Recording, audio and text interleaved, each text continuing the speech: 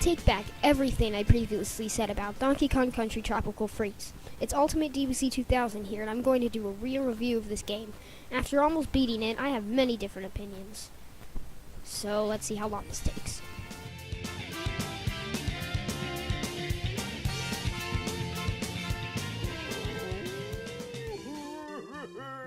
It's DK's birthday! Cool. The whole game is there to celebrate with him until, like usual, stuff goes wrong.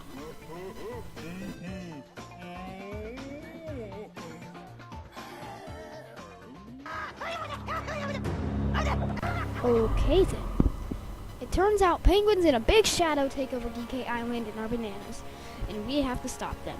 Simple, great, and entertaining. Fun.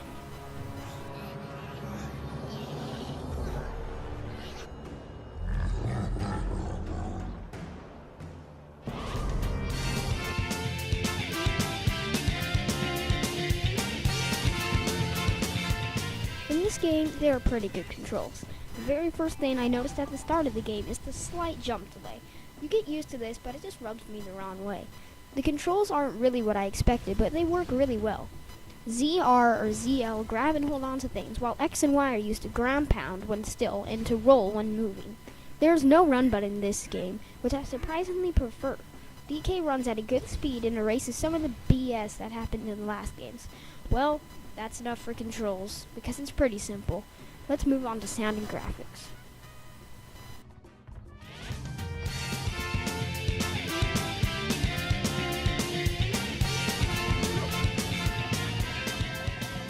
As you can see, the graphics are freaking amazing in HD.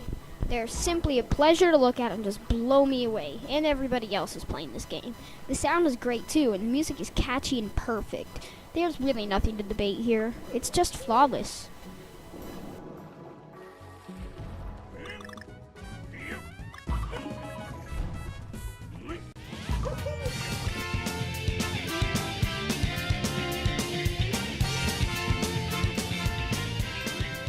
Settle in because I have a lot to talk about here.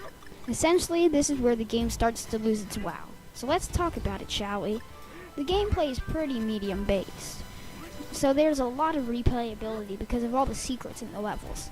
This game is played in 2.5D, meaning you switch from the background to the foreground while playing in 2D. This is like Donkey Kong Country Returns, and this is cool. In this game, you actually swim and have a breath meter. While this is cool, I'll take unlimited breath and a simpler control any day. I'm not against this type, but I just prefer the one in the original Donkey Kong games. It's just easier to control and more fun. You can have any three characters hop on DK's back in this game: Dixie, Diddy, and Cranky Kong. They each have special abilities to use, which are useful in different situations. Diddy has his jetpack like in Returns, which is always useful. But now he has a blue DK barrel, which is stupid. I think they should just give him the red one. Anyways, Dixie has a small vertical boost, which is quite useful, and Cranky has a pogo stick cane that can bounce off spikes, very similar to Duck McScrooge from DuckTales. For some reason, there are less DK barrels in this game, which is a nitpick I have. In conclusion about the characters, they are all useful, but I prefer having one at a time. This isn't bad though. Now let's move on to the next topic, because this is getting tedious to retype. The difficulty. Why is this a problem? Because this game is hard. Objects and hazards will be constantly thrown at your face with no time to react. The jump and roll delay doesn't help, and the levels are longer. True, there are more checkpoints, but that does not make up for it. I'm also not a wuss of a gamer because I 100%ed the first 3 games, so it's not just me. Anyways, the game gives out so many lives that you get sick of burning them continuously, only to keep getting more. This brings up another big flaw of the game, not teaching a player through a level design. It does not happen often. What I mean of this is that there is some mechanic or level gimmick that is new. They should gradually teach me how it operates. If there is a new mechanic that could possibly get me killed, you should let me land on a platform below it so I can get used to it. Then you can throw stuff at me.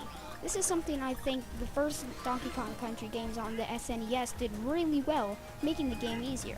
Teaching a player through level design is mandatory, and the lack of this is the most notable in World 5 Level 1, which I'm showing right now.